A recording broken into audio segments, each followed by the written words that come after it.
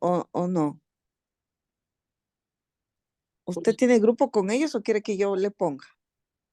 no hay problema, pero veo que todavía no ingresa nadie. No sé si es que es del mismo link, porque yo intenté ingresar en el otro link que me sabía mandar la doctora, pero creo que ha cambiado la clave y por eso ya no pude.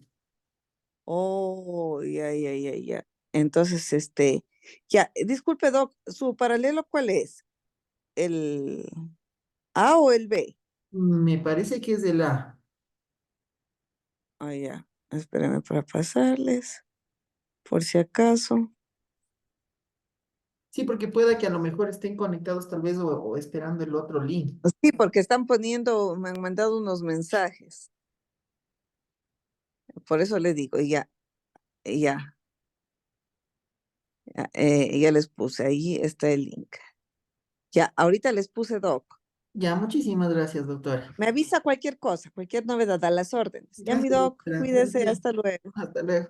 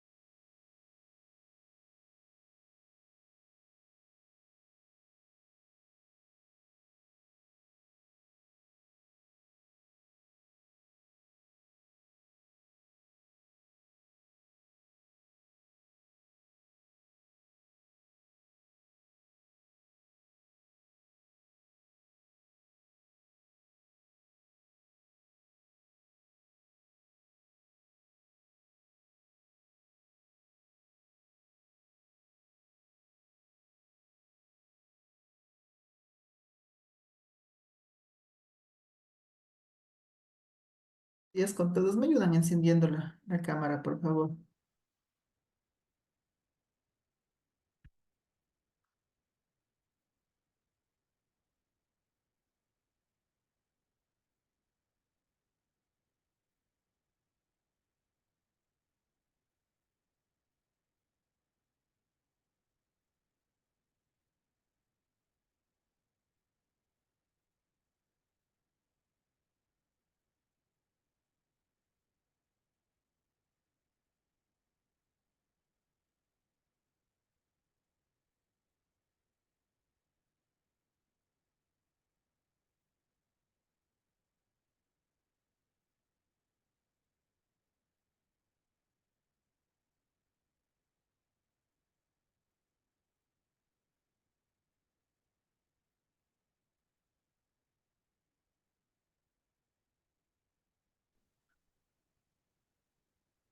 Doctor José, buenos días. Buenos días, doctor, Sebastián. ¿cómo está? Ahí creo que están ya con el nuevo link que les ha dado Janet. Sí, más bien muchísimas gracias, doctor. Ya, yo creo que estamos ahí para... Sí, ya están los compañeros ingresando. Sí, listo, doctores. Entonces vamos a dar inicio a la presente clase. De igual manera, los demás compañeros ya entiendo van a irse conectando con el pasar del tiempo. Me ayudan encendiendo las cámaras, por favor, y bueno, vamos a continuar desde donde nos habíamos quedado la clase anterior. Doctora Ivana, si es que nos hace un breve resumen de hasta dónde nos quedamos la clase anterior, le agradecería. Muy buenos días, doctor. Muy buenos días, compañeros. De manera concreta, lo que se vio en la última clase fue el tema de citación, ver las formas de citación, ver qué ocurre cuando no se citan. También nos mencionó los parámetros de motivación que debe tener una resolución. En este caso no es tan estricto como es el tema de una sentencia, pero sí debe tener por lo menos los requerimientos mínimos, es decir, las razones y la normativa en la cual se sustenta para poder emitir los actos administrativos. Y también se dio un gran debate referente a la citación del correo electrónico. Ahí tuvimos diversos criterios referente a si es válido o no es válido, o en qué parámetros se podría realizar este tipo de citación. Y por último, justo nos mandó a que investiguemos y averigüemos el tema sobre el pronunciamiento del ARSA respecto a la derogación.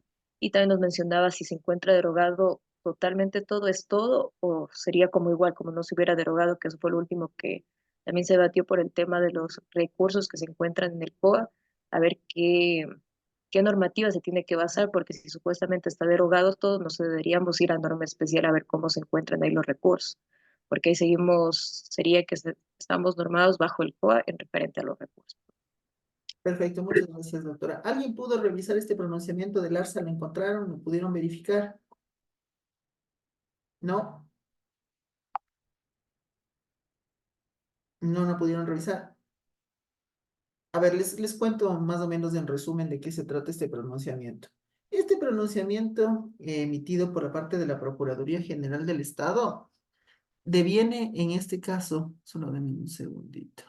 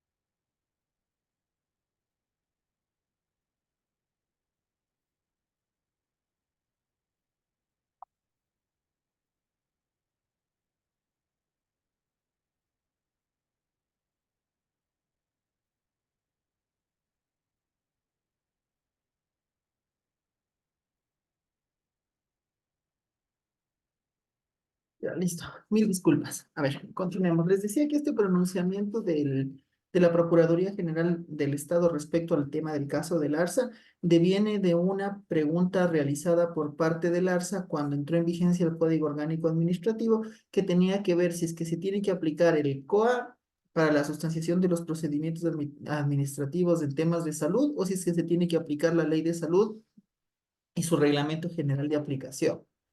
¿Qué es lo que realiza la Procuraduría General dentro de este pronunciamiento?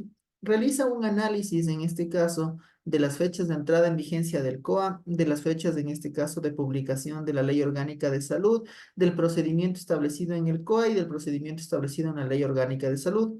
¿Y qué es lo que realiza? Dentro de aquello, lo que está realizando básicamente la Procuraduría es un ejercicio de solución de antinomias. Porque si es que ustedes revisan el pronunciamiento, la Procuraduría empieza a analizar algunos criterios propios de la solución de antinomias, como por ejemplo son criterios de jerarquía. ¿Cuál es el criterio de jerarquía? En este caso, verificar cuál norma es superior. Si nosotros vamos a verificar el rango de las normas, nos vamos a tener que remitir al artículo 424 y al 425 de la Constitución. Y ahí nos establece el orden jerárquico de las normas, donde, por ejemplo, tenemos la Constitución, tenemos leyes orgánicas, tenemos leyes ordinarias, etcétera, ¿no es cierto? ¿Qué es lo que sucede? El Código Orgánico Administrativo es una ley orgánica y en este caso la ley de salud es una ley orgánica. Entonces podríamos decir que por jerarquía la Procuraduría, y en este caso haciendo una solución de antinomias, quedaría descartada el criterio, en este caso de jerarquía, ¿no es cierto? ¿Cuál es el siguiente criterio que emplea la Procuraduría para poder verificar qué norma se tiene que aplicar? Hace alusión al tema de cronología.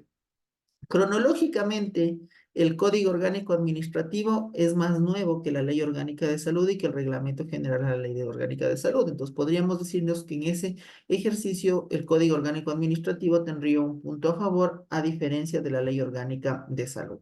¿Cuál es el siguiente criterio que utiliza? Benignidad o malignidad. ¿En qué consiste este parámetro en el ejercicio de solución de antinomias? De verificar cuál de las dos normas, en este caso, es más benigna o más beneficiosa.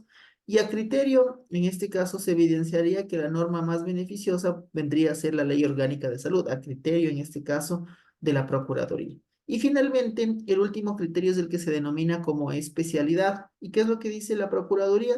Que la norma especial siempre va a primar por sobre norma general y que obviamente la Ley Orgánica de Salud es de especial, a diferencia que el Código Orgánico Administrativo es norma general.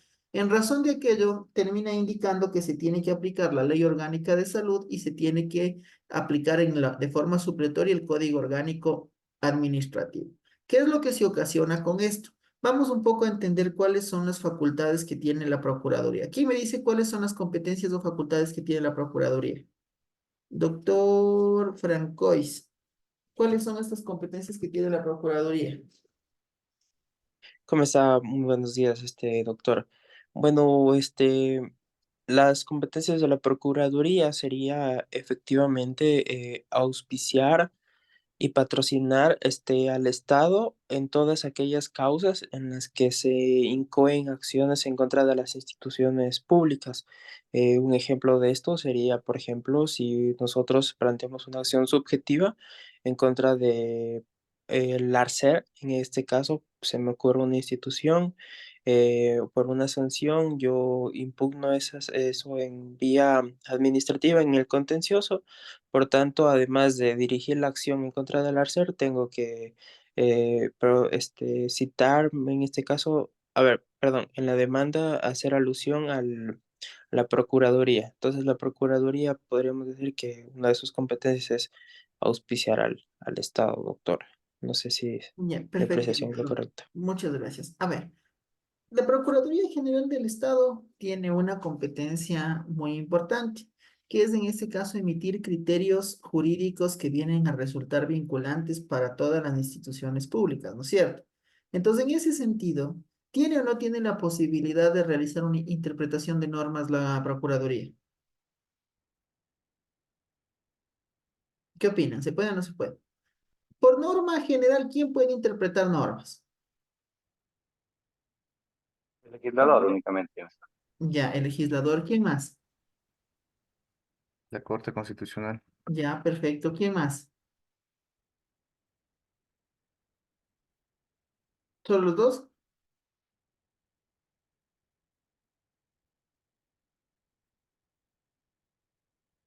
¿Qué opinan, sí o no? Según la Constitución serían solo los dos, porque la Constitución dice o el órgano emisor, en este caso, que vendría a ser, por ejemplo, la Asamblea, o la Corte Constitucional en materia de derechos constitucionales. Más sin embargo, si es que ustedes van al artículo 180.6 del Código Orgánico de la Función Judicial, les va a decir que el Pleno de la Corte Nacional de Justicia también podrá realizar interpretación de normas. Y es por eso que la Corte Nacional de Justicia tiene la facultad reglamentaria. Y ustedes han visto un sinnúmero de resoluciones que ha sacado la Corte Nacional en el cual, por ejemplo, ha solventado ciertos vacíos o establecido determinados parámetros.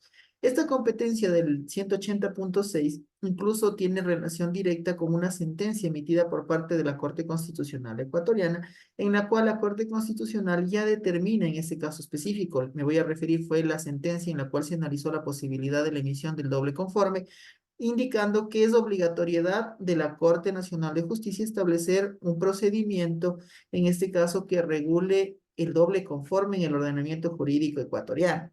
Entonces, diríamos que también la Corte Nacional de Justicia tiene la posibilidad de interpretación de normas. Ya.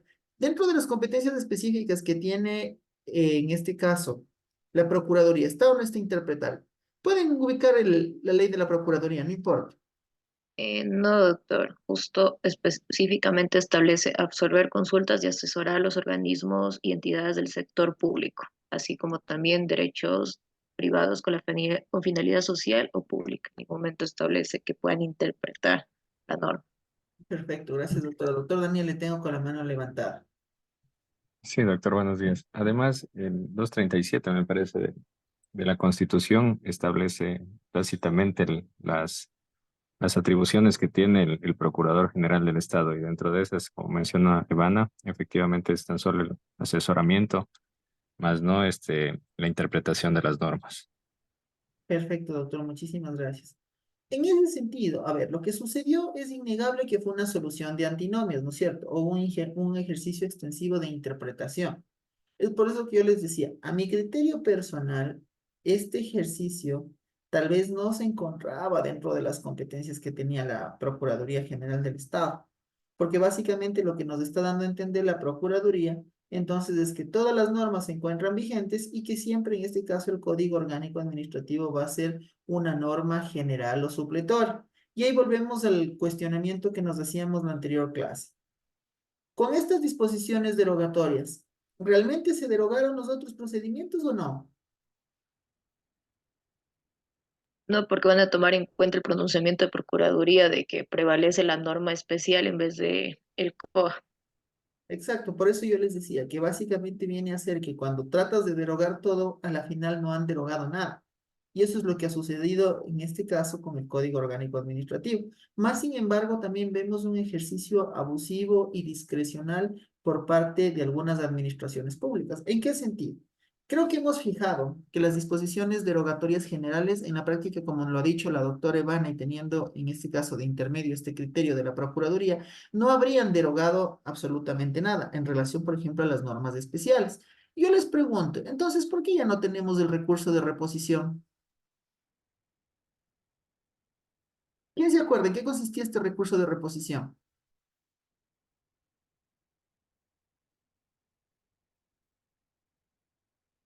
¿Alguien escuchó? ¿Sabe para qué se utilizaba, doctora Nora? Buenos días, doctor. Buenos días, compañero. Sí, el recurso de reposición era aquel que se interponía ante la misma autoridad que emitía el acto administrativo. Ya, exacto. Entonces, sí, no había, no, el momento de que al no estar conforme o de acuerdo con el acto, era la misma autoridad y generalmente nunca se ganaba en ese recurso. Exacto, básicamente venía a ser una posibilidad de que la misma autoridad conozca dicho recurso y se pronuncie respecto al mismo. Verán, quiero pasarles este pronunciamiento del ARSA, pero quiero ver cómo lo puedo compartir. Pero no me deja compartir en el chat de aquí.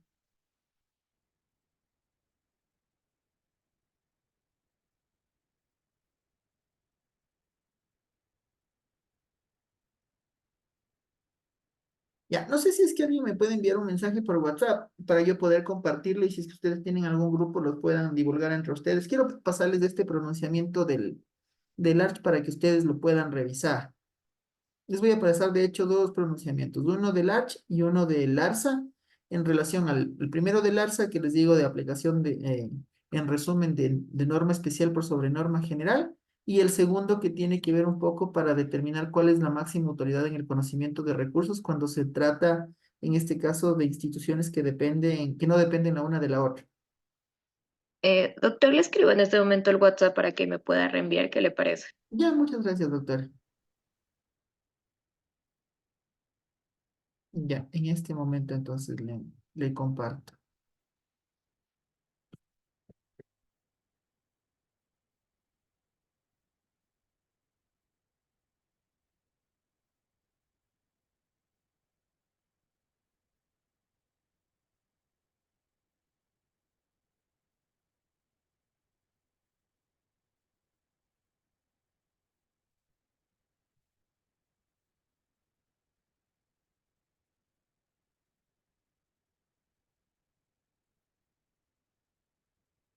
Ya, le acabé de enviar, doctora, para que me ayude compartiéndolo con los compañeros, para que ustedes lo puedan revisar. Como les digo, aquí la idea es de que cada uno de ustedes vaya formándose un poco el criterio personal en relación a este caso. Entonces, yo sí les voy a pedir que revisen en este momento el pronunciamiento del ARSA para poder continuar con el desarrollo de la clase, toda vez de que no han tenido la posibilidad de revisarlo. Entonces, verán, son 8:28. Yo creo que 10 minutos es más que suficiente para que lo puedan leer así a breves rasgos. Es un pronunciamiento de 11 páginas, no es tan extenso, entonces para que lo puedan revisar. Entonces son 8:30, nos estaríamos viendo 8:40, ¿les parece? Hasta mientras, por favor, revisen ese pronunciamiento. Listo, doctora. Gracias.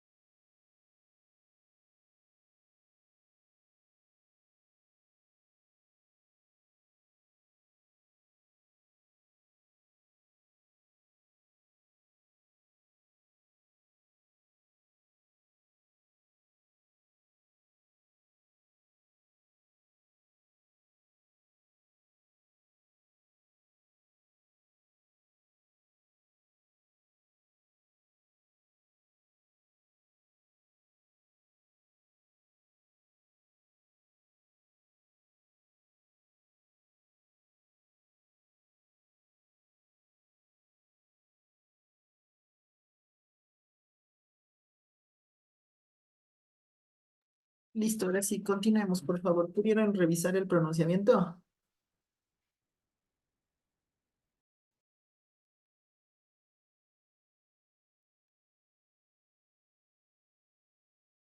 A ver, vamos con alguien que no le hemos escuchado. Con la doctora Sandra Gómez. Buenos días, buenos días, compas. Buenos días, doctora. ¿Le pudo revisar el pronunciamiento? ¿Qué le parece? ¿Cuáles son sus comentarios?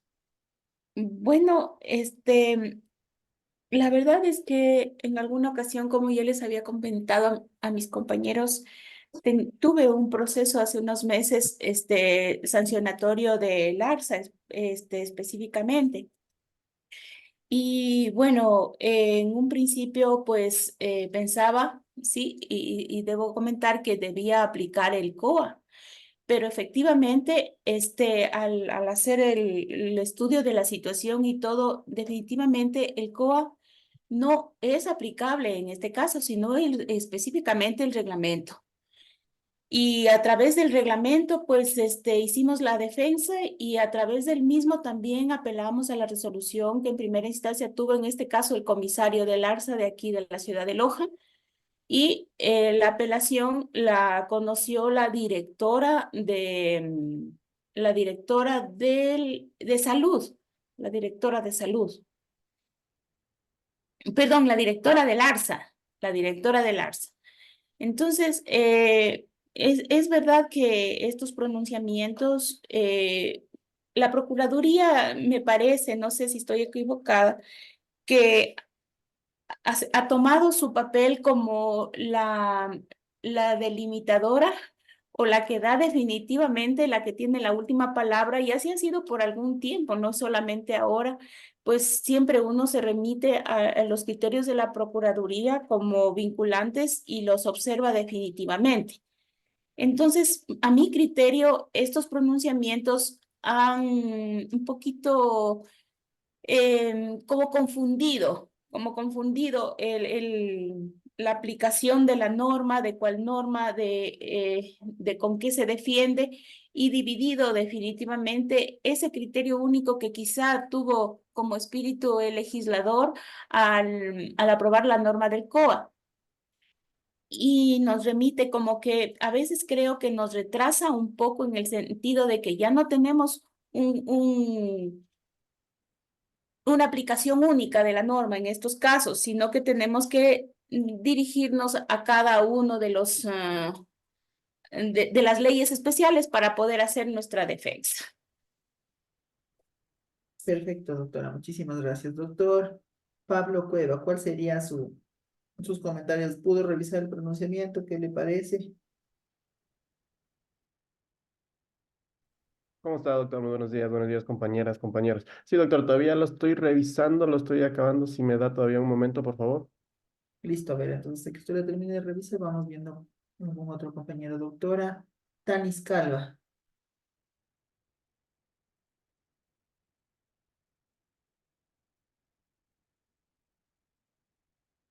Doctora Tanis Calva. No está, creo. Doctora Natalie Armijos. Aún lo estoy revisando. Un momento más y ya emito mi criterio. Gracias, doctora. Ya, ¿quién ya terminó de revisar o todavía lo están terminando de revisar?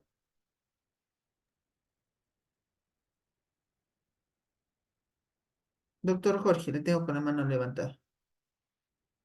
Mi estimado doctor, buenos días para usted, para los compañeros, reiterando mi saludo cordial como siempre.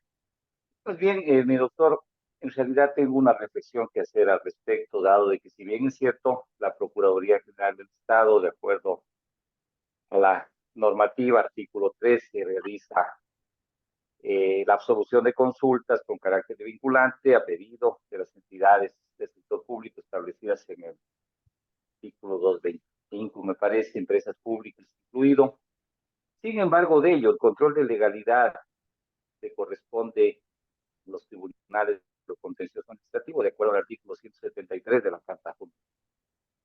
En un escenario en el cual una entidad pública implemente un proceso administrativo sancionador sobre sobre la base de la norma especial, como en el ejemplo que estamos analizando con usted, la Agencia de Regulación Control Sanitario, sobre la base del criterio de la Procuraduría General del Estado. Y si el accionante en el recurso subjetivo o el recurso que corresponde hace alusión a la causal de nulidad establecida en el Código Orgánico Administrativo respecto a la violación de norma constitucional o legal. Porque en este caso yo coincido con usted que el Código Orgánico Administrativo o derogó las normas especiales o no derogó nada. Entonces, en realidad, sobre la base del principio de jerarquía normativa, considero que los jueces, cuando tenemos una ley orgánica y por razones de temporalidad, como es el COA, desde mi punto de vista, tendría que ser aplicada por todas las entidades del sector público, sin excepción alguna. No sé si con su experiencia o de la casuística a nivel de Corte Nacional de Justicia o de Cortes Provinciales en materia contenciosa administrativa se ha resuelto, se ha zanjado esta problemática, dado de que personalmente no conozco una sentencia en un escenario, perdóneme que ponga un ejemplo, pero claro, en la práctica, yo incluso si tuviera una defensa, podría ir por ahí con una impugnación en este escenario. Gracias, doctor, por permitirme dirigirme a esto. Gracias, doctor. A ver, la pregunta que usted manifiesta es muy buena. Hay que tomar en consideración de que efectivamente este pronunciamiento a criterio, como les digo, personal, por eso les estoy pidiendo que lo revisen, es un criterio que, o sea, aparentemente estaría yéndose en contradicción con una norma de mayor jerarquía, como bien lo ha señalado el doctor Jorge. Hay que tomar en consideración que el Código Orgánico Administrativo es una ley orgánica. Es una ley, en este caso, inclusive, digamos, relativamente nueva, porque fue emitida en el año 2018 y me parece que tenía una vacatio legis de cerca de un año, o 2017 y tenía una vacatio legis de cerca de un año, que entraba en vigencia me parece, en mayo del 2018. En ese sentido, hay que tomar en consideración también si es que esta norma tiene una duda, una oscuridad o un vacío. A mi criterio, esta norma no tiene duda, oscuridad o vacío, sino más bien lo que existe es un ejercicio de contradicción normativa con las demás normas que conforman en este caso, la administración pública. Caso puntual, la Ley Orgánica de Salud. Y la contradicción que se genera no solo con la Ley Orgánica de Salud, sino con todas las normas especiales, es si es que tenemos que seguir aplicando o no la norma especial o si es que el COA derogó esa norma especial. Y esto deviene de un vacío. ¿Cuál es el vacío? La disposición derogatoria del COA. Lo que nosotros comentábamos y yo les decía, cuando se trata de derogar todo, aparentemente no se deroga nada. Porque ¿qué es lo que dice el COA? Deróguense todas las disposiciones concernientes a recursos y todas las concernientes a procedimientos administrativos sancionadores. Bajo ese análisis se entendería que todo lo que tiene que ver con procedimiento sancionador, por ejemplo, de la Ley Orgánica de Salud, estaría derogado. Que todo lo que tiene que ver con recursos de la Ley Orgánica de Salud y su reglamento estaría derogado. Lo mismo, por ejemplo, en el tema del COESCOP. En la práctica no es así. En la práctica, en razón, en este caso, de la implementación de este criterio, porque hay que tomar en consideración que los criterios de la Procuraduría vienen a ser vinculantes, es decir, de obligatorio cumplimiento para todas las instituciones públicas, en este caso, deben aplicarse. ¿Y qué es lo que nos dice ese criterio? Nos dice que norma especial prima por sobre norma general. ¿Qué es lo que está haciendo entre líneas de ese criterio?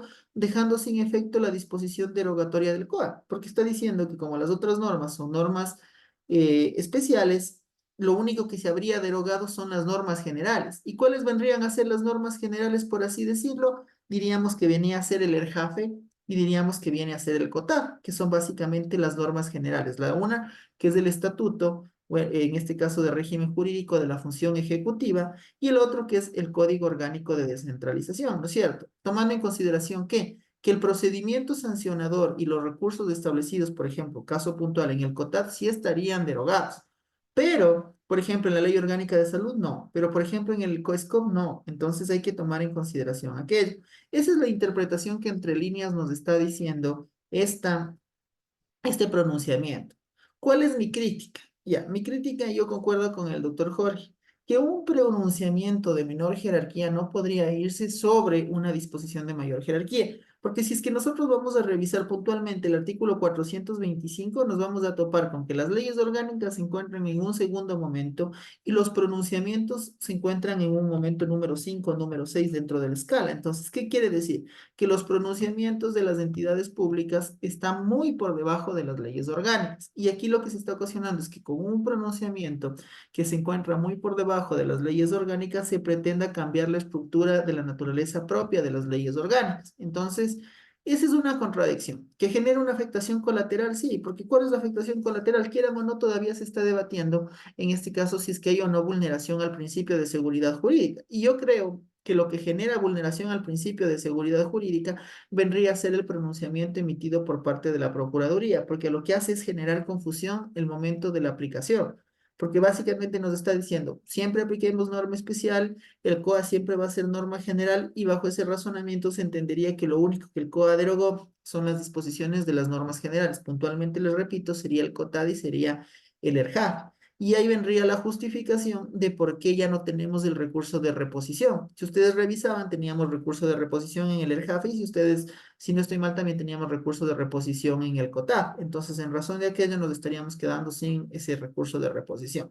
Y también nos estaríamos quedando sin las normas de sustanciación del recurso de apelación y el de extraordinario de revisión que se tenía, por ejemplo, en el ERJAF y en el COTAD. Entonces, esa es la lectura que yo le doy a ese pronunciamiento que a mi criterio personal yo no estoy muy de acuerdo, porque como les decía en el pronunciamiento, y ustedes se habrán dado cuenta, lo que se hace es un ejercicio de solución de antinomias, porque se está poniendo en este caso en análisis temas de jerarquía, temas de benignidad, temas de temporalidad, temas de especialidad, que eso se utilizan como estándares para generar un ejercicio de solución de antinomias.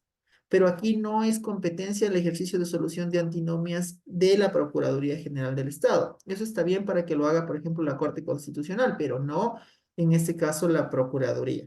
¿Y qué más hay que tomar en consideración? Que el pronunciamiento lo único que tendría que basarse es en un marco de legalidad, es decir, simplemente examinar una disposición legal versus otra disposición legal. ¿Y qué también se está realizando? Se está realizando un ejercicio de interpretación, porque lo que está haciendo la Procuraduría es interpretando que la norma que se tiene que aplicar en un determinado momento, en este caso va a ser la especial y no la general. Entonces, eso en resumidas cuentas sería como que lo que yo le respondería, doctor Jorge. En relación a la pregunta puntual que usted realizó, si es que en la casuística esto ya está siendo observado por parte de los tribunales de lo contencioso administrativo, yo le diría que en lo que yo he tenido la posibilidad de revisar, no, porque simplemente nos seguimos concentrando en el análisis, por ejemplo, de temas de nulidades causales, pero de nulidades que se podrían haber causado, pero ya con la tramitación de la norma especial. Yo no he visto, en este caso, que en el contencioso administrativo se esté llegando a debatir aquel, ni en acciones de protección. Por eso les digo que la norma es extensa, es general, pero lamentablemente nosotros en algunas ocasiones estamos tomando como cierto algunos criterios y no estamos llegando a cuestionar esos criterios. Yo en la práctica no he visto que se empiece a cuestionar esto. Doctora Sandra, le tengo con la mano levantada.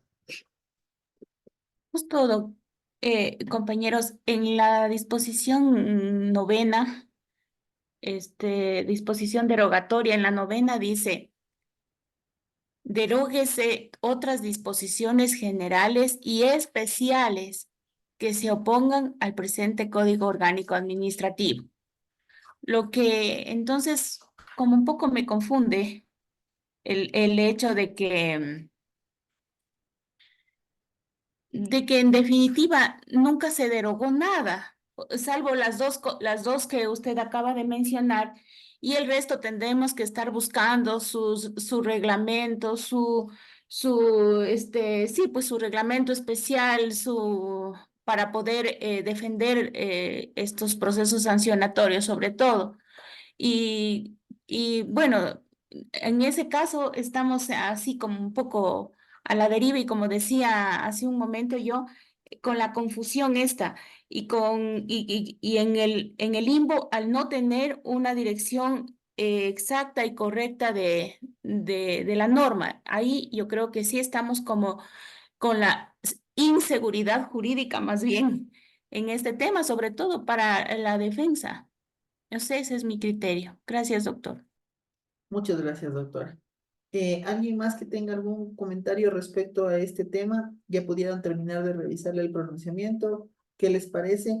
Lo que yo quiero aquí es, como les digo, generar un punto de debate y en este caso, más que todo, que vayan sacando sus propias consideraciones, porque, por ejemplo, hemos escuchado el criterio del doctor Jorge, hemos escuchado el criterio de la doctora Sandra, pero sí me gustaría que vayan cada uno de ustedes sacando sus propias conclusiones.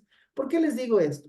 Porque en algún momento ustedes van a tener algún caso en concreto y en ese caso en concreto ustedes van a tener la posibilidad de llegar a debatir estos temas para efectos de que en ese caso la autoridad que corresponda determine si es que es aplicable o no es aplicable. O incluso ustedes con esto, ¿qué es lo que van a lograr? Van a lograr generar un incidente dentro de un procedimiento administrativo y que este incidente les va a servir a ustedes cuando ustedes planteen una acción contencioso administrativa. ¿Por qué les digo aquello? Hay que tomar en consideración que si bien es cierto para nosotros irnos al contencioso administrativo, tenemos que cumplir con ciertos parámetros específicos. Y por lo general nosotros nos vamos al contencioso administrativo a generar un medio de impugnación del acto administrativo, ¿no es cierto? O cuando se ha generado alguna posible nulidad, en este caso dentro del procedimiento administrativo. O cuando, por ejemplo, se ha inaplicado de forma correcta una disposición normativa. Y es aquí cuando ustedes están creando ya el incidente. Porque lo que ustedes van a llegar a debatir, por ejemplo, del contencioso administrativo, es que por qué le aplicaron, no sé, me invento la Ley Orgánica de Salud cuando lo que tenían que haberle aplicado es el COA, o por qué no le tramitaron el recurso de apelación a sede administrativa con el COA y la aplicaron con el COESCO. ¿Están o no están generando ustedes un incidente que les da la posibilidad de analizar y debatir esto en el contencioso administrativo? Indudablemente, ¿no es cierto? Entonces hay que tomar en consideración que creo que nosotros en algunas veces, en ciertos casos, sabemos que el caso está perdido porque sabemos de que efectivamente en el tema probatorio no podemos debatir nada, pero sí podemos obtener un buen resultado buscando incidentes, en este caso dentro del procedimiento que se puedan generar dentro del caso en concreto. ¿Y cuál va a ser el resultado? Lograr nulidades y con las nulidades buscar prescripciones. Entonces, hay medios, en este caso, para garantizar un resultado. No siempre vamos a concentrarnos simplemente a que si es que, por ejemplo, en un procedimiento sancionador, yo sé que efectivamente no tengo el permiso, ¿cómo yo voy a obtener en este caso una sentencia favorable si es que yo sé que realmente no tenía el permiso? Pero ¿qué es lo que puedo hacer? Puedo buscar en este caso elementos dentro del procedimiento, fallas en la motivación de los actos administrativos que me van a permitir obtener un resultado favorable, sí, no por una ratificatoria de estado de inocencia, pero sí por búsquedas de prescripciones, caducidades, nulidades, etcétera, que también son vías legales. Doctora Nora, le tengo con la mano levantada. Gracias, doctor. Bueno, doctor, yo he leído el pronunciamiento de la Procuraduría respecto de la ARCH. Entonces, ahorita sí yo ya me asusté, porque yo tengo dos casos en donde no se ha aplicado este tema de del pronunciamiento de la Procuraduría.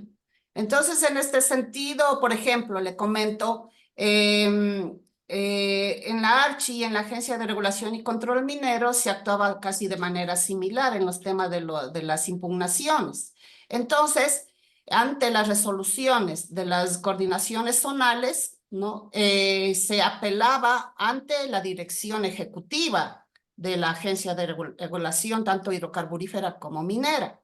Y el recurso extraordinario de revisión se interponía ante el ministro, porque así estaba estructuralmente las instituciones. Entonces, frente a este pronunciamiento de la Procuraduría, indica que tanto el de apelación como el extraordinario de revisión tiene que ser resuelto por el director ejecutivo. Pero eso le digo, yo ahorita ya me voy a ir a leer, no, más luego, los casos, porque yo presentamos como se había estado siempre haciendo, incluso yo ya tuve las resoluciones del ministerio en cuanto a los recursos extraordinarios de revisión. Entonces, eso le digo, me llamó mucho la atención y bueno, ojalá les pueda comunicar qué es lo que pasó, pero tuve incluso, ¿no? Otro caso tuve en la agencia, lo que era la Senagua. También tengo una contestación de un recurso extraordinario de revisión respecto de una impugnación. Entonces, no se está observando, o no sé, o a lo mejor no conocían de este pronunciamiento, doctor. Y ahí verá, hay que tomar en consideración, doctora, que este pronunciamiento es de obligatorio cumplimiento. porque como todos los Exactamente. pronunciamientos en este caso de la Procuraduría son vinculantes, implicaría que en los casos, si es que no se atendió conforme ya las disposiciones emitidas por este pronunciamiento desde la fecha de la emisión de este pronunciamiento, serían nulas. Entonces usted en este caso, si es que, por Exactamente. ejemplo, si es que obtuvo resultado favorable, no discuta nada. Si es que no obtuvo resultado favorable, tiene la posibilidad en este caso de plantear la nulidad por falta de competencia del funcionario que emitió el acto administrativo de sanción, por ejemplo, porque es evidente que actuó sin competencia. Y eso ya lo describe el mismo pronunciamiento. Exactamente. Y por ejemplo, ahí usted tiene dos posibilidades. Por tema tiempo, si es que ya se quedó fuera del contencioso administrativo, sí tiene la posibilidad de plantear una acción de protección por vulneración del derecho a la defensa en relación, en este caso, a que no ha sido conocido por autoridad competente. Es innegable que hay vulneración del derecho a la defensa en ese sentido, por la autoridad natural que tenía que haber conocido el caso en concreto. ¿Y qué es lo que hace con eso? Exactamente. Logra nulidad, retrotrae al expediente administrativo y desde ahí, en este caso, inicia el contencioso. O si es que de una vez logra en la acción de protección dejar sin efecto todo el expediente, también lo puede hacer. Muchas gracias, doctor. De nada. Entonces, como les decía, hay que tener mucho cuidado en estos temas, porque como la materia administrativa es súper extensa, hay veces que, por ejemplo, la Procuraduría saca algunos pronunciamientos y en relación a estos pronunciamientos es bueno sí un poco irlos observando. Hay algunos pronunciamientos que sí nos ayudan, otros nos confunden más, pero para mal o bien son vinculantes. Y si es que son vinculantes, implica que tienen que ser cumplidos por parte de las instituciones públicas. Entonces, eso para que lo tomen en consideración. Ya, ¿alguien más que quiera dar algún comentario adicional respecto de este tema? ¿No? Sí. Doctor Pablo. Doctor, muchas gracias. Ya terminé de leerlo el pronunciamiento respecto al ARSA. Bueno, obviamente, como ya se ha dicho y como lo ha manifestado usted, el Código Orgánico Administrativo nos crea un problema, obviamente, con las disposiciones, al no hacer una disposición expresa y dejar solo disposición derogatoria tácita. Entonces sí crea tal vez una inseguridad jurídica a las instituciones públicas, ¿no? Que apliquen, en este caso, el procedimiento administrativo sancionador. Respecto al pronunciamiento del procurador, creo que la primera consulta sobre si se ha derogado expresa o tácitamente el procedimiento sancionador de la LOS, yo creo que el procurador o los funcionarios de la Procuraduría tuvieron que hacer un examen más a profundidad sobre lo solicitado, dado que nombran disposiciones del Código Civil y entonces en este contexto el Código Civil sí señala que la ley especial no es derogada por la ley general posterior y cosas así, ¿no? Pero y sí nos dice que si existen normas que se contradicen, se tendría que aplicar la especial o la posterior. En este contexto, yo analizando lo que decía el pronunciamiento del procurador, por ejemplo, no he leído cómo es el procedimiento de la LOS respecto al procedimiento administrativo sancionador, pero del COA sí me lo sé.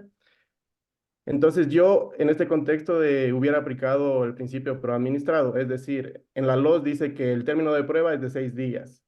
En el Código Orgánico Administrativo dice que es máximo hasta 30 días. Entonces yo hubiera aplicado de que se tiene que aplicar el principio proadministrado, es decir, para el procedimiento sancionador no se deroga todas las disposiciones especiales aplicables a lo que hace el ARSA específicamente, sin embargo, para términos de prueba, para separación de instrucción, resolutivo, para el auto de inicio del procedimiento sancionador, si es que es mejor la aplicación del COA, hubiera dicho que se tienen que aplicar las disposiciones del COA en ese contexto. Y respecto sobre la segunda consulta que realiza el ARSA sobre si es suplitoriamente aplicable, en realidad considero que está correcto porque, como le digo, no he visto la LOS, pero si la LOS no tiene temas o no establece temas respecto a prescripción, caducidad y de las sanciones o de las infracciones, obviamente, y si el COGEF ni el COIP no lo establecen, porque no son temas administrativos lo que trata el COGEF o el COIP, supletoriamente deberían aplicar el COA porque el COA sí establece en qué tiempo se tiene que dar la prescripción, la caducidad de infracciones y de sanciones. Eso sería todo. Perfecto, doctor. Muchísimas gracias. ¿Alguien más? Bueno, creo que nadie más. A ver, para efectos de ir cerrando este análisis, concuerdo plenamente con lo que ha manifestado el doctor. Hay que tomar en consideración que siempre se tiene que buscar el criterio de favorecer al administrado dentro de la administración pública. En el tema de, por ejemplo, darse la posibilidad en extender, por ejemplo, la presentación de recursos, en extender, por ejemplo, el término probatorio, etcétera. Pero esto sigue siendo muy discrecional en la práctica. ¿Se acuerdan cuando conversábamos qué sucede cuando, por ejemplo, ustedes interponen el recurso de apelación? Si es que toman la apelación del COESCOP, que me parece que son 5 días, o toman la apelación del COA, que me parece que son 10 días. ¿Y qué sucede si es que presenta, por ejemplo, usted al día 6? Automáticamente le niegan el recurso de apelación porque le dice que tenía 5 días en COESCOP. Más sin embargo, en la lectura que haría el doctor Pablo, se entendería que el recurso tendría que ser admitido, porque si es que el recurso de apelación en el uno dice 5, pero en el otro dice 10, deberían a mí darme la posibilidad en el plazo de los 10 días para yo, o en el término plazo para yo poder interponer este recurso. Más aún cuando este, por ejemplo, deviene en un derecho constitucional que se denomina derecho a recurrir, establecido en el 76.7 literal M de la Constitución, y que consecuentemente es el que da cabida para el medio de impugnación o sistemas de impugnación. Entonces, sí es bastante discrecional. En la práctica nos genera bastantes inconvenientes porque dependemos mucho de la interpretación que el funcionario público le dé al momento de aplicar una determinada norma. Y esto sí eso sí afecta al debido proceso, sí afecta a la seguridad jurídica. Y segundo, hay que tomar en consideración que este criterio de la Procuraduría desnaturaliza en su totalidad el COA, porque si es que nosotros leemos el objeto del COA, el objeto principal del COA es regular todos los procedimientos administrativos en un solo cuerpo normativo. Entonces, ¿qué es lo que sucedió? Con este pronunciamiento ya no se logró el objetivo del COA, perdón, ya no se cumplió el objeto del COA. Entonces, si ya no se cumplió el objeto del COA, en este caso lo único que se creó es una norma supletoria. Sí, una norma supletoria para todos los procedimientos, pero que en la práctica, en este caso, resultaría inoficioso, porque si es que ya sé que siempre va a aplicar norma especial, ¿para qué me genera mayor confusión? Voy a la norma especial y aplico la norma especial.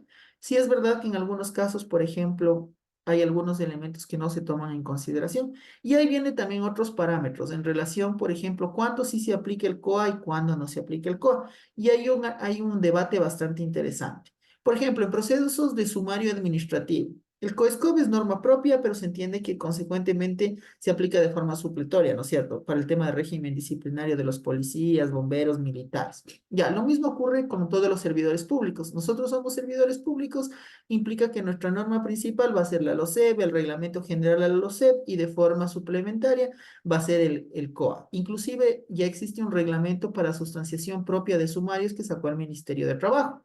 Pero ahora, ¿qué sucede, por ejemplo, con los servidores judiciales, con los servidores defensoriales o la misma fiscalía? Ya, ellos tienen una norma de sustanciación propia que viene a ser el Código Orgánico de la Función Judicial, que tiene relación directa con, por ejemplo, hay un reglamento de sustanciación de procesos de sumarios para los servidores judiciales. Yo les consulto, ¿es o no norma supletoria el COA ahí?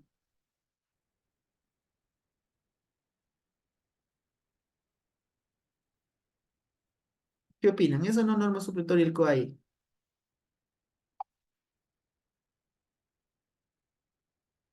¿Será o no será?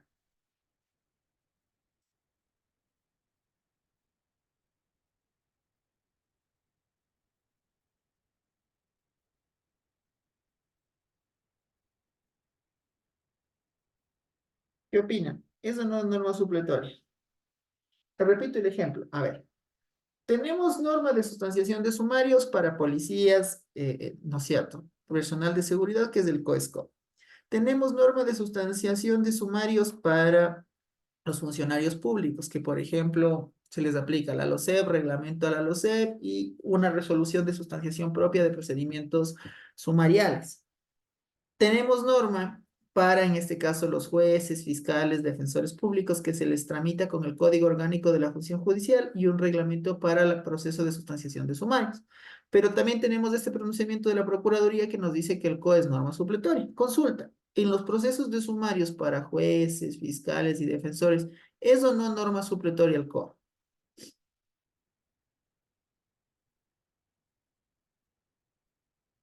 Doctor, no sé si estoy mal, pero yo pienso que sí se debe aplicar lo que establece en cada ley, porque me parece que en cuanto a procedimientos disciplinarios, el COA es norma supletoria. Entonces yo pienso que sí es supletoria. Ya, ¿quién más? Otro comentario. Solo ahí les pongo como un elemento para que lo tomen en consideración. El COA regula 3 tipos de procedimientos, ¿no es cierto? Procedimiento ordinario, por así decirlo, y 2 procedimientos especiales. Dentro de los 2 procedimientos especiales se encuentra el sancionador y el coactivo. Ya, el disciplinario es un procedimiento especial también, ¿no es cierto?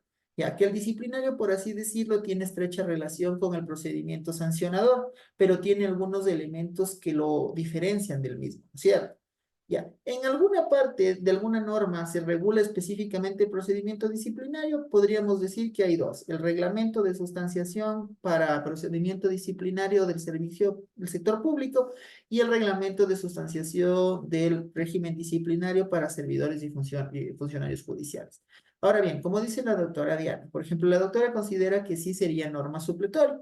Ya, el primer argumento en este caso sólido para decir que sería una norma supletoria es plantearnos lo siguiente.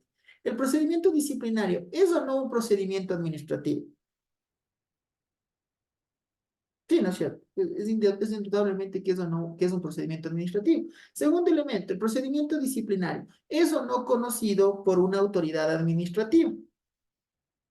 Sí, porque no es conocido por una autoridad jurisdiccional. Entonces, partiendo de esos 2 elementos, entenderíase que podría sí ser aplicado el Código Orgánico Administrativo. Ahora bien, si nosotros revisamos el Código Orgánico de la Función Judicial, el Código Orgánico de la Función Judicial establece una sola norma de remisión. ¿Cuál es la norma de remisión? Dice que para todo lo no previsto en las infracciones infracciones disciplinarias que no se encuentran reguladas en el Código Orgánico de la Función Judicial, se aplicará de forma supletoria la LOCEP. ¿Qué es lo que está diciendo? Que la LOCEP es la norma de remisión, pero solo en lo que tiene que ver con infracciones disciplinarias, ¿no es cierto? Es decir, por ejemplo, la configuración de faltas leves, faltas graves y faltas muy graves. Ya. Hasta ahí tenemos un escenario de decir tal vez que sí se aplicaría el COA. Y ahora, ¿quién me dice por qué no se aplicaría? Yo considero que no se aplicaría por el tema de los recursos, porque yo lo que estaba revisando no es susceptible a recursos dentro del sumario, en vía administrativa. Es decir, uno puede, en este caso, si se le impone un sumario disciplinario, uno tiene que ir a acudir directamente al contencioso administrativo, más no se puede continuar en la vía administrativa. Y el COA es una norma supletoria en el caso de recursos que no estén sustentados en la norma especial, de lo que yo comprendo. Por eso para ahí no se aplicaría el COA porque no son susceptibles a recursos. Doctor Daniel, le tengo también con la mano levantada. Sí, ahí, doctor, una precisión muy personal y respetaría el criterio del resto, si me equivoco. Creo que entramos en el mismo debate de la absolución de consulta. La terminología o los términos aplicables en cada uno de estos procesos individuales de sanciones a los servidores públicos, al tema del COESCOP, tienen términos totalmente diferentes. Tienen actuaciones que difieren con el COA en lo que refiere al procedimiento administrativo sancionador. Entonces, no son compatibles. Por el tema de especificidad, yo creo que no podríamos adecuar la LOCEP, por ejemplo, el procedimiento, o concatenarlo con el COA, porque ahí sí estaríamos vulnerando la seguridad jurídica.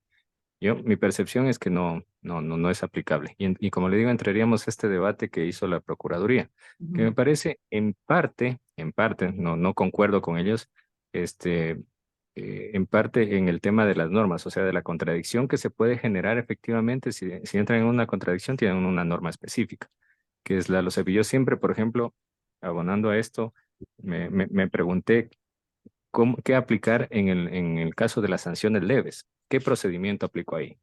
El reglamento de la LOCEP me da un solo procedimiento que es el sumario administrativo para la imposición de sanciones. Pero el sumario administrativo es un proceso normado con prueba, que demora 90 días la sustanciación. Pero las sanciones leves, ¿bajo qué procedimiento yo inicio o sustancio para sancionar con las infracciones leves a un servidor público, por ejemplo? Si no lo hay. Ahí entraría claro la duda. ¿Aplico el COA? A mi parecer no, y las administraciones públicas, de lo que tengo algo de conocimiento, aplican un procedimiento que garantice el derecho a la defensa, nada más. Cada institución que yo he podido ver aplica procesos de citar, de notificarle al administrado o al servidor público con un término, no sé de dónde lo sacan algunas instituciones, y le da el derecho a que haga una defensa, de que indique por qué se retrasó, por ejemplo, 30, 40 minutos, y luego de eso resuelven con un informe técnico y lo sancionan.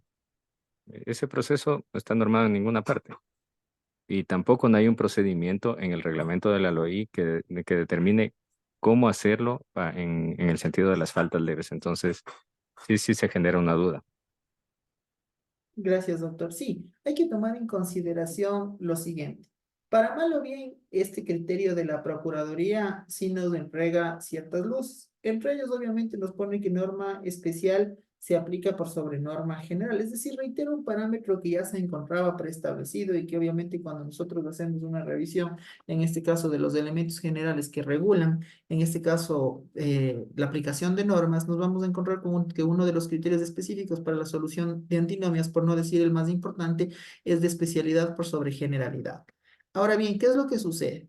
En la práctica, este criterio creo que todos llegamos al consenso de que sí nos genera cierta confusión y que esa confusión puede repercutir, en este caso, en una posible afectación al principio de seguridad jurídica.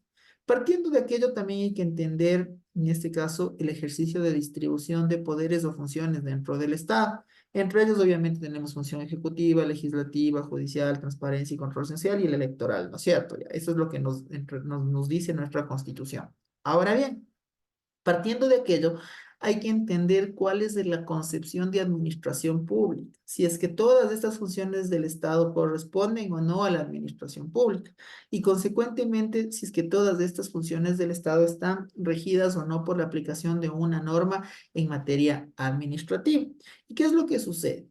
Porque, por ejemplo, ustedes, si revisan las actuaciones del Consejo de la Judicatura, muchas de las actuaciones del Consejo de la Judicatura sí se sustancian en base al Código Orgánico Administrativo, pero hay otras actuaciones en las cuales no se aplica el Código Orgánico Administrativo, puntualmente en el tema de los sumarios. En los sumarios no es norma supletoria el Código Orgánico Administrativo. ¿Cuál es la razón en este caso para justificar de que no sea norma supletoria? Primero, obviamente vamos al criterio de especialidad que bien nos señaló el doctor, en el sentido de que, primero, la función judicial es una función independiente. Segundo, en este caso, que los servidores judiciales tienen una denominación distinta, ya no son servidores públicos, sino que vienen a ser servidores judiciales. Y al ser servidores judiciales tienen una norma propia de sustanciación.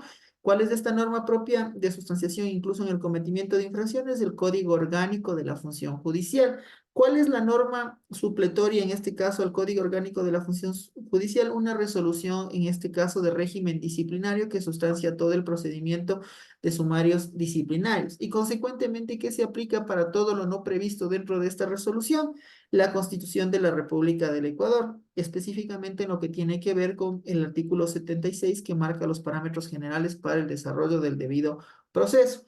Esta resolución, como bien lo señalaba, me parece la doctora Ivana, efectivamente dentro de las normas de procedimiento no contempla, por ejemplo, el recurso de apelación, toda vez de que la destitución, por ejemplo, de un juez es conocido por parte del Pleno del Consejo de la Judicatura. Y al ser el Pleno del Consejo de la Judicatura el órgano administrativo máximo del Consejo de la Judicatura, en este caso no existiría autoridad superior al Pleno del Consejo de la Judicatura. Es por ello, en este caso, que la vía de impugnación en sede administrativa estaría agotada. ¿Y a quién corresponde conocer en este caso la vía de impugnación? A la sede jurisdiccional. Y eso, por ejemplo, incluso también es claro en el COA, porque en el COA dice que si es que ya no existe ante quién impugnar en sede administrativa, tenemos la obligatoriedad de ir ante la sede jurisdiccional, ¿no es cierto?, para impugnar un acto.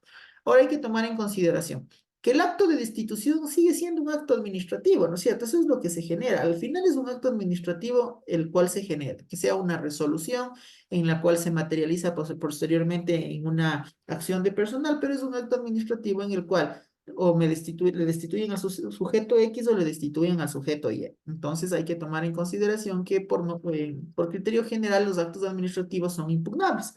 ¿Cómo se garantiza la impugnación en este caso en el proceso sumarial por parte del Consejo de la Judicatura? En vía jurisdiccional. Ya. ¿Cuál es otro elemento? También se justifica de que el Código Orgánico de la Función Judicial tiene una norma de remisión específica, pero esta norma de remisión específica está segmentada a un capítulo específico. ¿Y cuál es el capítulo específico? Solo las infracciones. Es decir, que lo que no se encuentre previsto en infracciones leves, graves o muy graves, en este caso, se tendrá que aplicar las infracciones leves, graves o muy graves que se encuentran establecidas en la LOCEP. Entonces, bajo esas consideraciones, se determina que el COA no sería aplicable al proceso, en este caso, emitido por parte del Consejo de la Judicatura. Yo sí soy un poco escéptico en ese sentido. Yo creería que por principios generales y por normas, en este caso rectoras, tal vez sí se debería aplicar, pero en la práctica no se lo hace. En la práctica se aplica solo, en este caso, el Código Orgánico de la Función Judicial, la ley para sustanciar los sumarios disciplinarios y no se aplica el Código Orgánico Administrativo. Como les digo, esto es debatible. Puede ser entre que sí o entre que no, pero ya depende de la autoridad administrativa que conoce si es que decide aceptar o negar este pronunciamiento. Ya, no sé si es que tienen alguna duda, inquietud hasta aquí. ¿Estamos claros con estos elementos?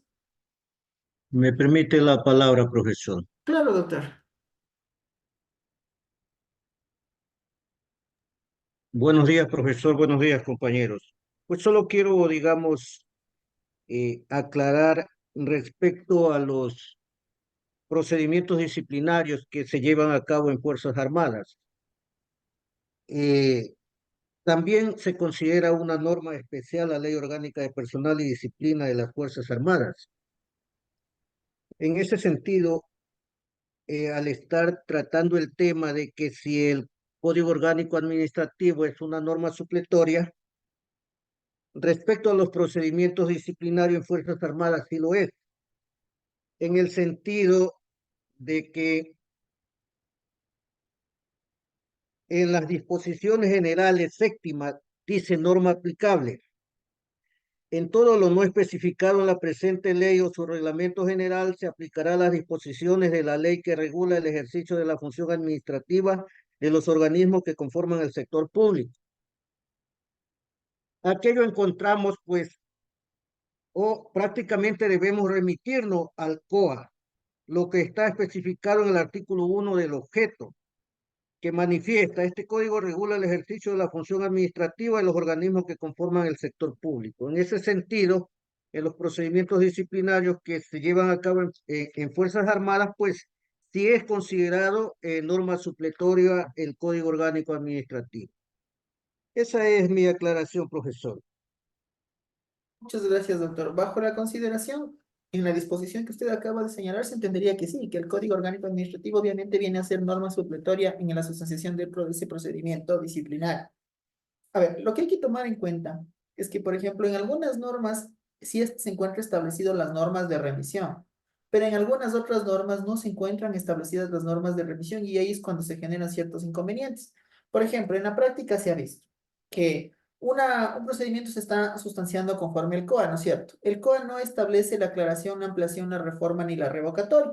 Pero, ¿qué pasa si es que yo le pido a usted la aclaración, la reforma o la revocatoria, amparada en este caso en el COGEP? ¿Aplica o no aplica?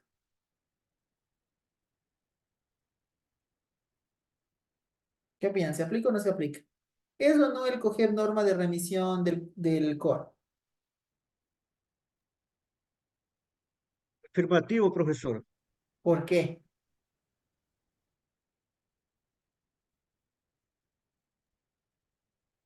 ¿Qué opinan? ¿Por qué? Porque en ciertas figuras, pues, que no están establecidas, pues normalmente nos remitimos a lo que está determinado en este caso en el COGEP. Ya, ¿quién piensa diferente?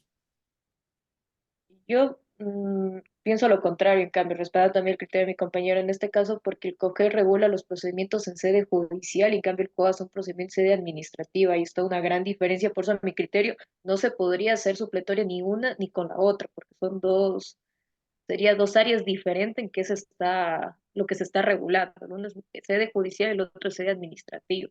Es mi criterio, doctor. No, yo comparto su criterio, doctora. Exactamente, hay que tomar en consideración esta diferencia. Por ejemplo, el COGEP regula procedimientos en sede jurisdiccional y el COA regula procedimientos en sede administrativa.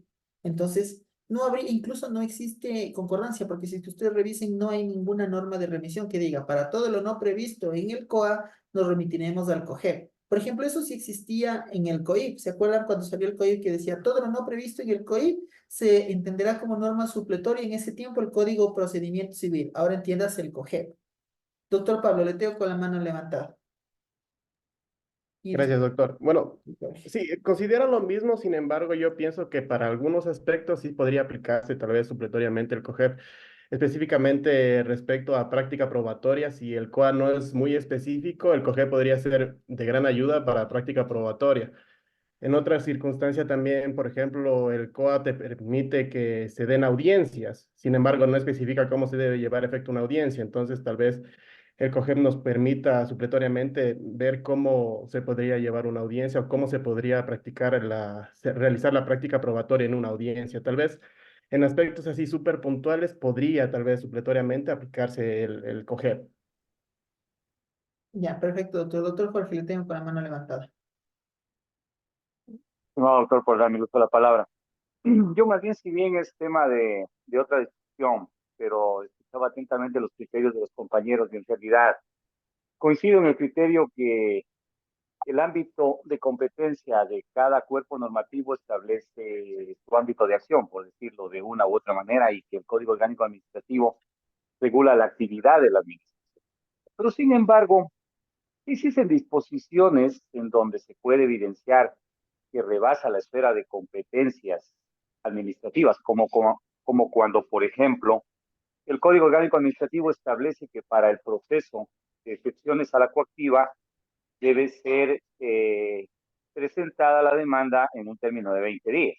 No dice desde cuándo se cuenta, donde hay también una laguna o un vacío normativo, pero sin embargo está invadiendo el ámbito de esfera de competencia ya de el control de legalidad de los actos de administración pública y que obviamente está en el Código Orgánico General de Procesos, en donde en el artículo 306, si bien es cierto, la memoria a lo mejor me falla, pero se determina un catálogo del tipo de acciones que se ventilan ante el contencioso administrativo. Y claro está que hay una norma que dice que se ventilan en el término que establecen las leyes especiales y así consideran acciones que no estén previstas en el Código Orgánico General de Procesos.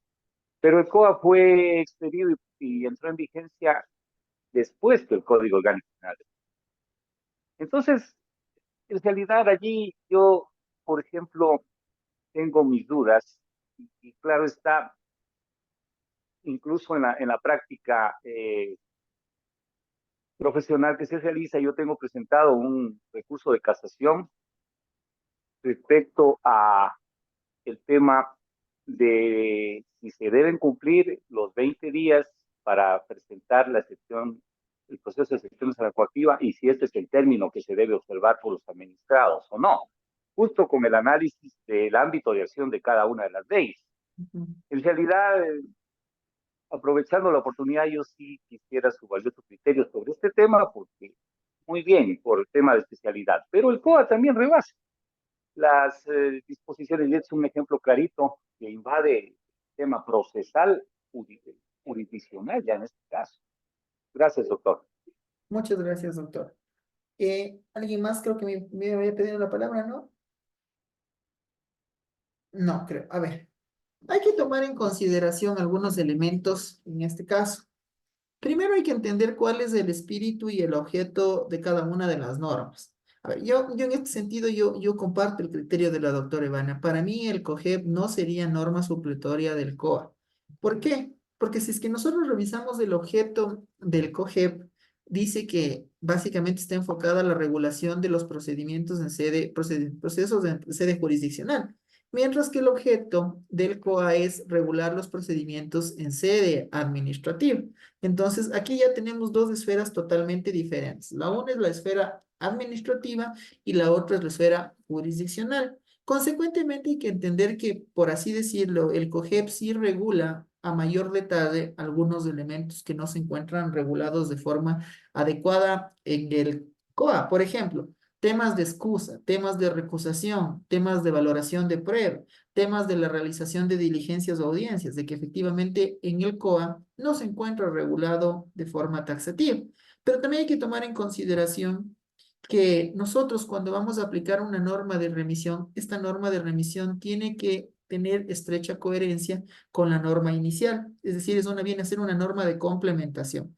Y nosotros no tenemos una disposición, en este caso general o transitoria, que nos diga que el COGEP es una norma, en este caso transitoria o de complementación, más aún tomando en consideración lo que nos acabó de decir el doctor, de que, por ejemplo, el COGEP salió previo al COA, el COA salió luego del COGEP, y hubiese sido bueno que a lo mejor si se querían hacer este ejercicio de complementación, que en una de las disposiciones dentro del COA se establezca que la norma de revisión para todo lo no previsto en el COA será el COGEP, cosa que sí pasó con el COIP. El COIP, por ejemplo, como les decía, estableció como norma de complementación el Código de Procedimiento Civil en esa época, ahora el COGEP. Entonces, ahí como que ya tenemos un poco más claro el panorama. Ahora bien, hay que tomar en consideración que dentro de la administración pública se emiten un sinnúmero de reglas, resoluciones, etcétera, que permiten complementar dichos procedimientos, a tal punto que existen incluso normas especiales conforme ya lo hemos ido analizando. Bajo esas consideraciones, mi criterio muy personal es que no vendría a ser el COGEB una norma supletoria. Más aún cuando, por ejemplo, es que si nosotros partimos de aquello, yo tendría que aceptar, por ejemplo, recursos de aclaración, de ampliación, temas de reforma, temas de revocatoria. Yo tendría que, por ejemplo, realizar o cumplir los parámetros de excusa y recusación que me establece el COGEP. Y también hay que tomar en consideración que cada una de estas instituciones de alguna manera ya se encuentran reglamentadas dentro de una normativa propia. Por ejemplo, temas de excusa y recusación, tengo también en el COIP, tengo también, por ejemplo, en el COGEP y tengo también, por ejemplo, en el COA, la figura de la posibilidad de la aplicación de la excusa como tal. ¿Qué más nos vamos a encontrar? Es verdad lo que decía el doctor que en temas probatorios, y es un poco hacia donde vamos a entrar. Cuando nosotros hablamos de la prueba, creo que lo más importante en todo procedimiento, tanto administrativo como jurisdiccional, viene a ser la prueba. ¿Por qué? Porque la prueba es la que permite construir un ejercicio de afirmaciones y ver si es que las afirmaciones que están planteándose son verdaderas o son falsas, para que se entienda de mejor manera. Si es que, por ejemplo, la proposición del doctor Mariano es destituir al ciudadano X, él con los elementos probatorios va a determinar que el ciudadano X ha incurrido en una determinada falta disciplinaria y que esa falta disciplinaria ha sido demostrada, por ejemplo, con la presentación de videos, con la presentación de testigos, con la presentación de peritos, con la presentación de prueba documental y que en relación a todo eso realmente amerita que se lo destituya. Entonces, el eje central de su trabajo va a ser en la presentación de la prueba. Y aquí hay que tomar en consideración dos momentos que se tienen que analizar en la prueba. Uno es la solicitud de los medios probatorios y otro es la práctica de la prueba, ¿no es cierto? Que se dividiría en el anuncio y práctica de la prueba, prácticamente. ¿En qué consiste el anuncio? El anuncio consiste en su primer escrito de contestación señalar, yo requiero que se practique prueba testimonial del ciudadano X, Y, Z. Solicito que se incorpore como prueba documental el informe A, B, C, D. Solicito que como prueba pericial se incorpore el informe del perito número tal, de nombre tal, ¿no es cierto? Ese es el anuncio. ¿Cuándo se realiza la práctica de prueba? Consulta. Práctica de prueba, ¿en qué momento se realiza en un procedimiento disciplinario y en qué momento se realiza en un procedimiento sancionador? Según el COA. ¿Cuándo se hace la práctica de prueba? Pueden revisar el COA, no hay problema. Igual pueden revisar el COESCOP. ¿En la audiencia, doctor? Ya, ahí hay que tomar en consideración algo. ¿En qué momento se hace audiencia en materia administrativa, en sede administrativa? Porque recuerden que la audiencia es discrecional. En una parte le habla del criterio de la obligatoriedad de realizar, y no le dice audiencia, sino le denomina como actuaciones orales, me parece. ¿Cuándo es obligatorio realizar estas actuaciones orales o audiencias? Cuando hay testimonios, creo, y práctica y prueba pericial. Perfecto, eso dice el COA, ¿no es cierto? ¿En la práctica se aplica o no se aplica? No se aplica. En realidad, audiencias rara vez existen porque queda ya a discreción de la administración si se realiza la audiencia o no. Por eso, en este caso, en la primera comparecencia uno ya tiene que anunciar la prueba, después nuevamente le da término de 10 días para producir la prueba y es nuevamente y ahí se corre el término para ver que el dictamen que se emite, posteriormente la resolución o acto administrativo. Y básicamente creo que ahí van a saltar una de las primeras características del derecho administrativo. El derecho administrativo, a diferencia, por ejemplo, de las otras materias, es un derecho, por así decirlo, de base escrita. La mayoría de actuaciones se lo realiza por escrito. Muy pocas actuaciones se lo realizan de forma oral. A diferencia, por ejemplo, de un proceso penal o en este caso de un proceso ya civil en el cual la mayoría de las actuaciones se los trata de realizar en audiencia. Por ejemplo, la necesidad de las audiencias en sede jurisdiccional es que se garantice el principio de concentración, el de inmediación, ¿no es cierto? Para que todos los sujetos procesales estén presentes y puedan conocer la mayor cantidad de actos procesales dentro de una misma audiencia. Entonces, eso no se aplica mucho en sede administrativa. En sede administrativa prácticamente los procesos son de defensa escrita. Escrito va, escrito viene, en este caso y se resuelve por escrito. ¿Hasta cuándo usted va a tener una audiencia? Tal vez si es que va al contencioso administrativo, porque en sede administrativo, como bien dice la doctora Ivana, muy rara vez usted va a tener la posibilidad de presentarse ante una audiencia y defenderse. Doctor, el ACES sí permite, sí llama a audiencia. Es una de las pocos organismos que llaman y uno puede en ese instante, bueno, em, exponer todo lo que tiene, toda la teoría y también en ese mismo momento, aunque claro, antes que en el escrito ya se ha aportado las pruebas que se requieren, pero en ese momento también hay cómo entregarle al comisario, en ese caso, las pruebas. Como digo, es una de las pocas veces que llaman a audiencia.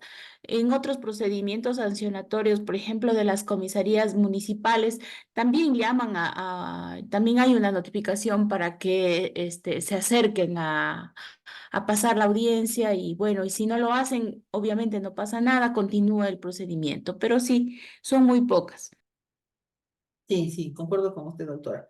En ciertas instituciones sí se realizan, pero es muy raro. Por ejemplo, también he visto que en los sumarios disciplinarios, me parece, de los policías, agentes civiles de tránsito, también les llaman a una audiencia final, por así decirlo, que es en la que se termina resolviendo si es que procede o no procede la destitución. Pero en la mayoría de casos, por ejemplo, en otros procedimientos sancionadores, por ejemplo, temas de construcción, temas de licenciamiento, etcétera, no se llama a convocatoria de audiencias, sino que más bien en este caso se resuelve en mérito de los autos, por así decirlo, en relación al expediente, lo que consta en el expediente.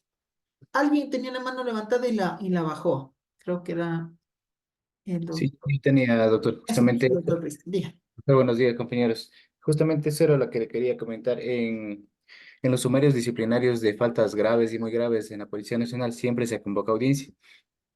El anuncio de las pruebas se las puede hacer hasta 3 días antes de la realización de la audiencia, pero la evacuación de los medios probatorios y la producción de los mismos obviamente se realiza en audiencia. En estos casos de la Policía Nacional siempre se convoca audiencia como tal para resolver sea la ratificatoria de inocencia o la sanción que corresponde. Perfecto, doctor, muchísimas gracias. Sí, efectivamente hay algunos procesos en los cuales, procedimientos en los cuales sí existe la posibilidad de la realización de audiencias, pero es muy raro en materia administrativa. La mayoría se maneja solo por un sistema netamente escrito, entonces hay que tomar en consideración aquello. Ya, volviendo un poco al tema de la práctica de la prueba, hemos dicho cuál es la importancia de la prueba, hemos determinado que los medios de prueba básicamente que se aplican son el tema de documental, pericial, testimonial, etcétera. Hay que tomar en consideración también que los elementos probatorios tienen que cumplir con ciertos principios. Dentro de estos principios básicos nos vamos a encontrar con el principio de unidad de la prueba. ¿En qué consiste este principio? Este principio consiste en que la prueba, en este caso, está constituido por diferentes piezas, por así decirlo, en el sentido de que la prueba tiene que ser apreciada en su conjunto. ¿A qué me refiero? Que si es que, por ejemplo, yo me estoy defendiendo de un procedimiento de construcción, de haber construido de manera ilegal, y presento como prueba documental un informe del inspector que me ha solicitado el permiso y no ha tenido permiso. Adjunto en este caso, no sé, como prueba documental informes remitidos por parte del mismo municipio en el que señala de que yo no he obtenido ningún permiso. Esto debería valorarse de forma aislada o en conjunto. En conjunto, ¿no es cierto? Porque estas dos pruebas me están permitiendo a mí demostrar de que realmente yo construí sin tener el permiso. Entonces, esto es lo que impera o busca el principio de unidad de la prueba o comunidad de la prueba. También hay que tomar en consideración que la prueba tiene que realizarse bajo la aplicación del principio de lealtad, probidad o veracidad. ¿En qué sentido? Es decir, que yo tengo que presentar elementos probatorios que no hayan sido falsificados, adulterados, forjados. Que nos podemos encontrar en algún expediente con aquello, sí, porque ¿qué pasa si es que, por ejemplo, yo adjunto un certificado o un permiso de construcción, pero resulta que el permiso de construcción es falso? ¿Esa prueba es válida o no es válida dentro del proceso administrativo? No es válida, ¿no es cierto? Carece de eficacia y consecuentemente lo que está dando lugar es al cometimiento de un posible delito y que tiene la obligatoriedad del funcionario público en el cual se percata que ha cometido o que existe un presunto delito de poner la denuncia correspondiente, ¿no es cierto? Entonces, es doble inconveniente. Y si es que, por ejemplo, resuelve a su favor y más adelante se presenta un recurso extraordinario de revisión por tratarse de un elemento probatorio falso, el procedimiento administrativo se va a caer. Entonces, eso es lo que tiene que ver con el principio de lealtad, probidad del elemento probatorio. ¿Cuál es otra de las características específicas de la prueba? Que la prueba tiene que estar sujeta a contradicción. Es decir, que cada uno de los sujetos procesales tiene que tener la posibilidad de contradecir la prueba. Me invento, yo presento el certificado de construcción, pero la doctora Ivana es la funcionaria pública que está sustanciando el expediente. Ella va a tener la posibilidad de hacer las observaciones a ese certificado. Es decir, a ver, el certificado que usted me presenta era del año anterior.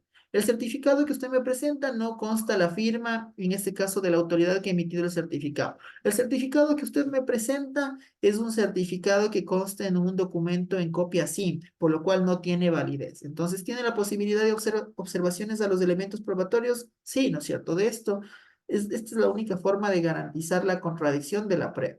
¿Qué más hay que tomar en consideración? Que la prueba tiene que ser evaluada con cierta objetividad y responsabilidad, determinando cuándo, en este caso, la prueba sirve o no para determinar una sanción o, en este caso, para determinar una ratificatoria de estado de inocencia.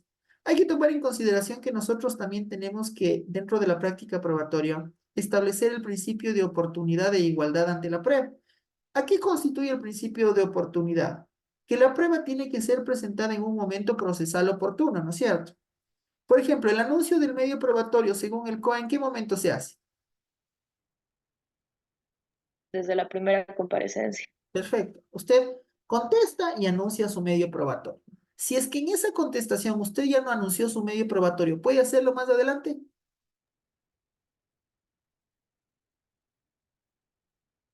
No.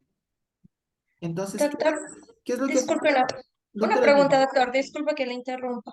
En caso de que no se haya tenido acceso a la prueba o circunstancias que se puedan demostrar que no se pudo acceder en el momento procesal oportuno, yo creo que sí depende también de la autoridad que esté resolviendo. Yo creo que a veces sí les dan la oportunidad de presentar la prueba después del periodo.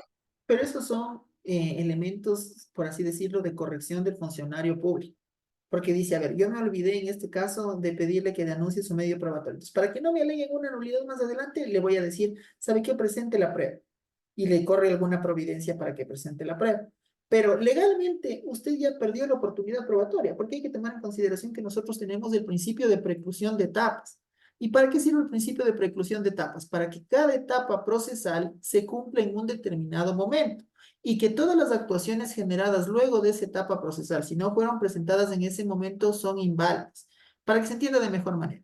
Si es que usted no presenta el recurso de apelación en los 10 días y presenta el día 11, ¿es válido o no es válido ese recurso? No es. Ya precluyó su posibilidad de presentar el recurso. ¿Y qué implica que usted se quedó sin recurso? En ese mismo sentido, si es que usted no anuncia el medio probatorio en el momento procesal oportuno, implica que usted ya se quedó sin la posibilidad de realizar ese anuncio. Que, por ejemplo, devengan de algunas circunstancias distintas, como dice la doctora Diana. Por ejemplo, digamos que yo realicé una notificación y resulta que esa notificación le hice el correo electrónico, pero me comí una X en ese correo electrónico y le rebotó y a la doctora nunca le llegó. Y más adelante la doctora se entera que está iniciado este procedimiento administrativo y ella obviamente no hizo el anuncio de medio probatorio. ¿Qué es esto? Causal de nulidad. ¿O qué es esto? Una violación al debido proceso, que puede ser reclamada en una acción de protección, que puede ser reclamado en el contencioso o según el diseño del COA, que puede ser reclamado en el recurso de apelación correspondiente, en este caso en la sede administrativa. O que el funcionario en este caso se haya dado cuenta de aquello y lo que haga es notificarle de nuevo y decir, ¿sabe qué? Desde aquí, doctor, usted está notificado. ¿Qué es lo que hizo? Subsanó la actuación anterior, que también sucede. Sin necesidad de dictar nulidad, lo que hizo subsanar. Doctor Cristian. Doctor, una consulta, pero por ejemplo, si en la comparecencia que yo hago, por ejemplo, la hago al día 2 y por ejemplo me faltan 3 días más, ¿yo puedo como que completar o suplir esta falta de anuncio probatorio o ya no puedo? Sí puede. Si es que, a ver, si es que está dentro del tiempo, por ejemplo, le dice, para el anuncio de prueba usted tendrá 5 días. Usted anuncia algo en el día 1 y dice, me olvidé, y en el día 4 o justo en el día 5 quiere completar su anuncio de prueba, puede hacerlo porque está dentro del anuncio del probatorio, está dentro de los 5 días. Pero si es que usted dice al día 7, me olvidé que tenía que también anunciar el testimonio A, B y C, ya no puede, se acabó. Entonces hay que tomar en consideración, el plazo de preclusión se cumple desde la realización de la notificación en el periodo o intervalo de tiempo que establece la norma. Y ahora viene el segundo momento. Una vez de que ha sido anunciado los medios probatorios, corresponde la práctica de prueba. Y por ejemplo, esto también es discrecional, porque hay veces que la administración pública no anuncia la prueba y después, recién en la práctica de prueba dice, ¿sabe qué? Yo me acordé que esto también tenía que practicar y lo incorpora solo como práctica. ¿Esa prueba debería ser excluida, sí o no? Sí, ¿no es cierto? Porque no fue Sí, nunca anunciada, simplemente se practicó de manera arbitraria. Entonces, ahí usted tiene un elemento de exclusión probatoria. Ya, en práctica de prueba, según el COA, ¿cuánto tiempo dura la práctica de prueba?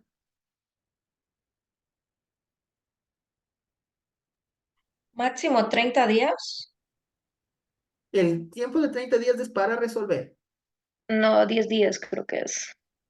Me parece que dice 10 días, Ujú. pero no estoy seguro si es para el anuncio o es para la práctica. Ah, si le encuentro en el artículo.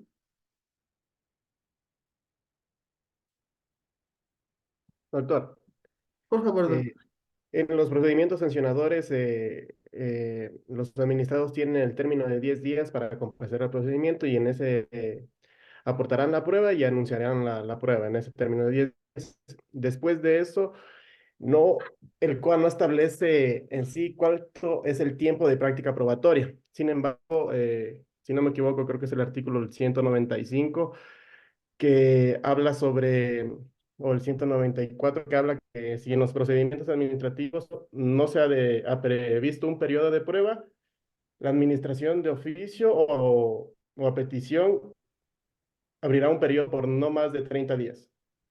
Ya, perfecto. Eso es lo que señala. De ahí, digamos, que diga práctica probatoria, el cual no lo señala específicamente así como práctica probatoria. Pero está este tiempo en el cual supongo yo que se puede practicar toda la prueba, que es hasta 30 días máximo. Ya, perfecto, gracias, doctor.